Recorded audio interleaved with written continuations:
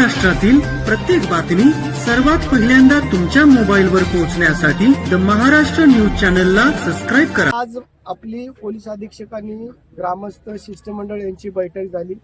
काय यामध्ये तोडगा निघाला? तर काल सगळ्या शेतकऱ्यांना भेटण्यासाठी काल संध्याकाळी मी पुरंदरला आले होते. सविस्तर काल चर्चा झाली आणि 2-3 निर्णय आम्ही सगळ्यांनी ग्रामस्थ म्हणून घेतले. पहिला मुद्दा की हा कुठलाही हे काम करत असताना कुठलाही राजकीय पक्ष किंवा ह्याच्यात सहभागी होणार नाही. आम्ही माणुसकी आणि पुरंदरवासी म्हणून आपण सगळ्यांनी एकत्र आलं पाहिजे आणि एक कृती समिती त्यांनी तयार करावी आणि कृती समिती सरकारशी बोलेल.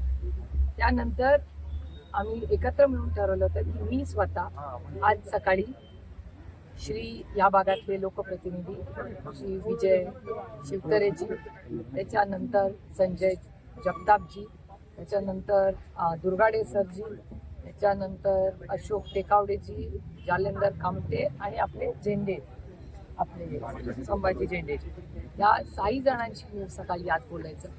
6 जणांना आज फोन केला आणि सगळ्यांचं एकच मत झालं की आम्ही सगळे शेतकऱ्यांच्या बरोबर आहोत आणि सगळ्यांनी सामंजस्याची भूमिका घ्यावी. आणि एक पोलिसांबरोबर रिव्ह्यू तो SP इथे आले होते जेव्हा आमचं काल ठरलं होतं. काल तिथूनच मी त्यांना फोन केला होता. 1:30 वाजताची मीटिंग होती आणि त्याच्यात 6 मुलं जी अटक झालेली आहे त्याच्यासाठी भालेराव नावाचे आमचे वकील आहेत, ते आता कोर्टात उभे आहेत. आता त्यांच्याशी आमचं सगळ्यांचं बोलणं झालेलं आहे. तर होपफुली आज आमचा प्रयत्न आहे की आजच बेल व्हावी.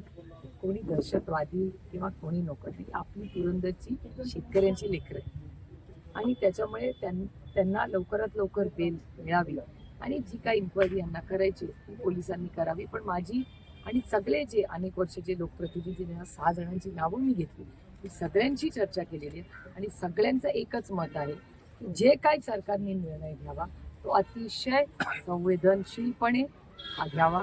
आम्ही महाराष्ट्राचे माननीय मुख्यमंत्री आणि दोन्ही उपमुख्यमंत्री एकदा यांची कृती समिती ठरली की त्या सगळ्यांना घेऊन आम्ही सगळे, मी 6 जणांना विनंती केली की आपण सगळे एकत्र मिळून माननीय मुख्यमंत्री दोन्ही उपमुख्यमंत्र्यांची भेटूया.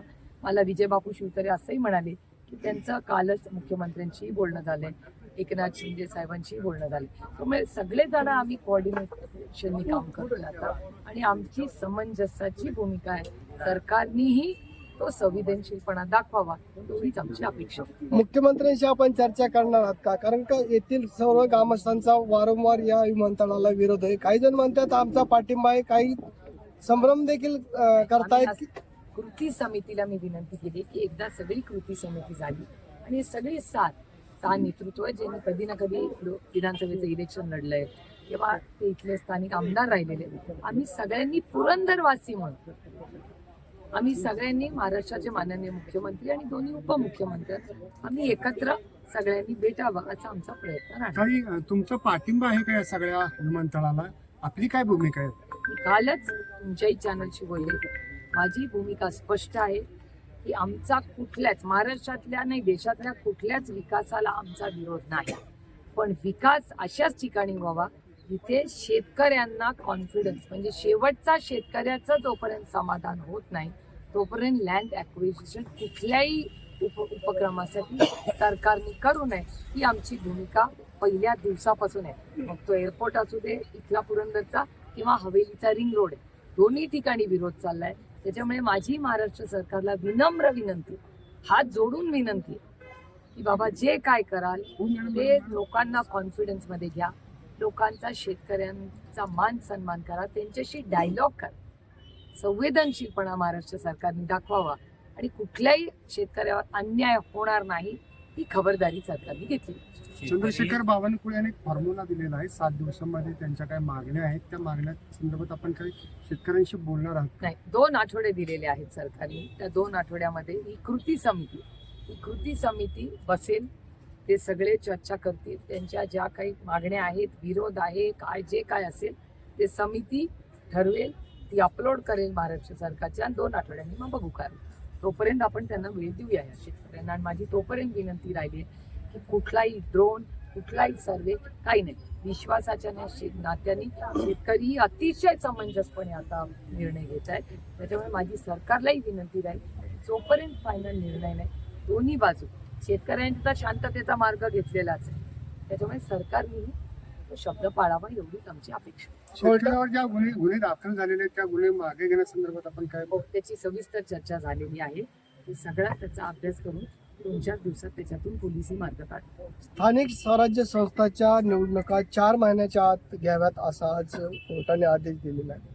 कसं बघता तुम्ही यात? नाही, मी त्याचं स्वागतच करते. अनेक महिने आम्ही ती मागणी करत आहोत, कारण का त्याच्या भरडला जातो तो शेवटचा माणूस.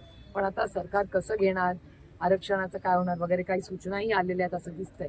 त्याच्यामुळे ते सगळा एकदा ती ऑर्डर आली की नक्की आपल्याला कळेल की काय त्याच्यात काय काय गोष्टी त्या ऑर्डरमध्ये आल्या. ताई, आपण बघितलं की पहलगाममध्ये हल्ला झाला, दररोज अटॅक होईल असं सांगण्यात येते, परंतु अद्याप त्या ठिकाणी निर्णय घेतला जात नाही.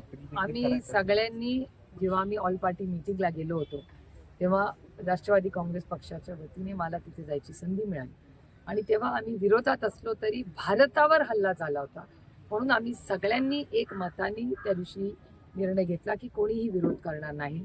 हा भारतावरचा हल्ला आहे. भारताचं ऐक्य, शांतता ही जपणं ही आमच्या सगळ्यांचीच नैतिक जबाबदारी आहे. जेवढी सरकारची आहे तेवढी आम्हीही त्याच्यात सहभागी झालो, आणि आम्ही सांगितलं की पुढचे 2-3 आठवडे आम्ही सरकारवर कुठलीही स्पेसिफिक टीका करणार नाही.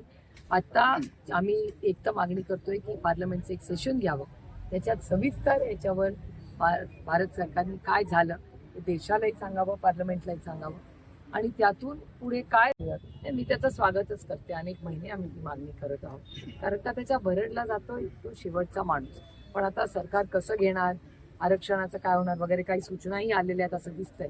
त्याच्यामुळे ते सगळा एकदा ती ऑर्डर आली की नक्की आपल्याला कळेल की काय त्याच्यात काय काय गोष्टी त्या ऑर्डरमध्ये आल्या. ताई, आपण बघितलं की पहलगाममध्ये हल्ला झाला, दररोज अटॅक होईल असं सांगण्यात येते, परंतु अद्याप त्या ठिकाणी निर्णय घेतला जात नाही. आम्ही सगळ्यांनी जेव्हा आम्ही ऑल पार्टी मिटिंगला गेलो होतो तेव्हा राष्ट्रवादी काँग्रेस पक्षाच्या वतीने मला तिथे जायची संधी मिळाली, आणि तेव्हा आम्ही विरोधात असलो तरी भारतावर हल्ला झाला होता म्हणून आम्ही सगळ्यांनी एक मताने त्या दिवशी निर्णय घेतला की कोणीही विरोध करणार नाही. हा भारतावरचा हल्ला आहे. भारताचं ऐक्य, शांतता ही जपणं ही आमच्या सगळ्यांचीच नैतिक जबाबदारी आहे. जेवढी सरकारची आहे तेवढी आम्हीही त्याच्यात सहभागी झालो, आणि आम्ही सांगितलं की पुढचे 2-3 आठवडे आम्ही सरकारवर कुठलीही स्पेसिफिक टीका करणार नाही. आता आम्ही एक तर मागणी करतोय की पार्लमेंटचं एक सेशन घ्यावं, त्याच्यात सविस्तर याच्यावर भारत सरकारने काय झालं ते देशालाही सांगावं, पार्लमेंटलाही सांगावं, आणि त्यातून पुढे काय सरकारच्या मनात आहे ती भूमिका त्यांनी स्पष्ट करावी. पण आता 15 दिवस झाले आम्ही सातत्याने भारत सरकार काय निर्णय घेते याची वाट बघतो. मॉकड्रिल बऱ्याच ठिकाणी करायचं ठरवलेलं, पुणे असेल, दिल्लीचे ठिकाणी, देशात ठीक आहे, मॉकड्रिलची मागणी केली आहे, त्याच्यातून काय नुकसान नाही. ते मुंबईमध्ये सकाळपासून छापेमारी सुरू आहे. मिठी नदीमधील जो घोटाळा झालेला आहे या संदर्भातली आर्थिक गुन्हे शाखेकडून सगळी छापेमारी सुरू आहे. छापेमारी खूप वेळा होत असते. अनेक छापेमारी किंवा केसेस झालेले आहेत. तुम्ही म्हणताय मी तुमच्याचकडून ऐकते, पण अनेक लोकांवर केसेस आजही ओपन झालेल्या आहेत असं वाचनात आलं. तुमच्याच प्रेसमध्येच आलंय की देवकर अप्पांचे पण केस आज उघडलेली आहे असं आलेलं आहे. प्लस आता ही छापेमारी चालली, तर कुठल्या संदर्भात ही चालली आहे माहिती नाही, पण साधारणपणे गेली अनेक वर्ष ही एजन्सीज त्या बऱ्याच ऍक्टिव्ह आहेत असं दिसतंय आपल्याला. चंद्रशेखर बावनकुळे यांनी काल म्हटलं की चा विचार न करता तुम्ही बीचा पण विचार करा विमानतळबाधित.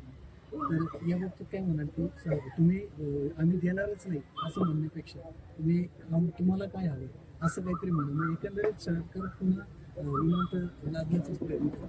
मला असं वाटत नाही. आमची भूमिका स्पष्ट आहे. सरकार काय निर्णय घेते तर सरकार ठरवतं, पण आमची भूमिका आणि शेतकऱ्यांची भूमिका अतिशय स्पष्ट आहे.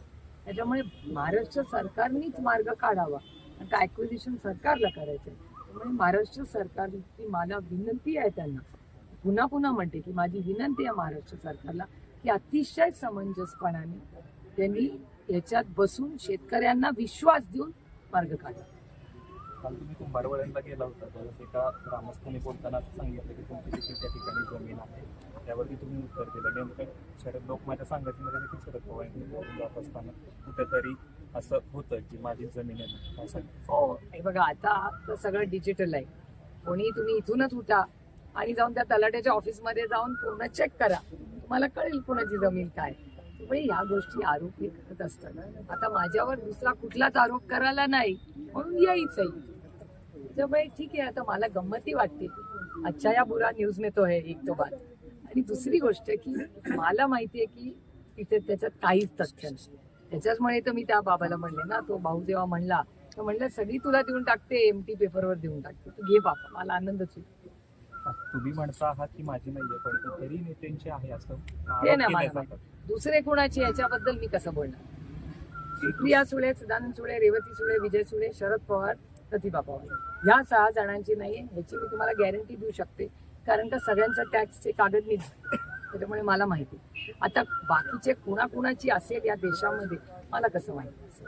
मी थोडी तलाठी ऑफिसमध्ये काम करते. मी खासदार आहे बाबा. माझी काम काय आहे, तुमच्या सगळ्यांची सेवा करणं, ह्यांना न्याय देणं, कर्जमाफी होते का नाही बघणे, हमी भाव देणे, दुधाला भाव आला का नाही, सोयाबीनला भाव मिळाला का नाही, हे माझं काम.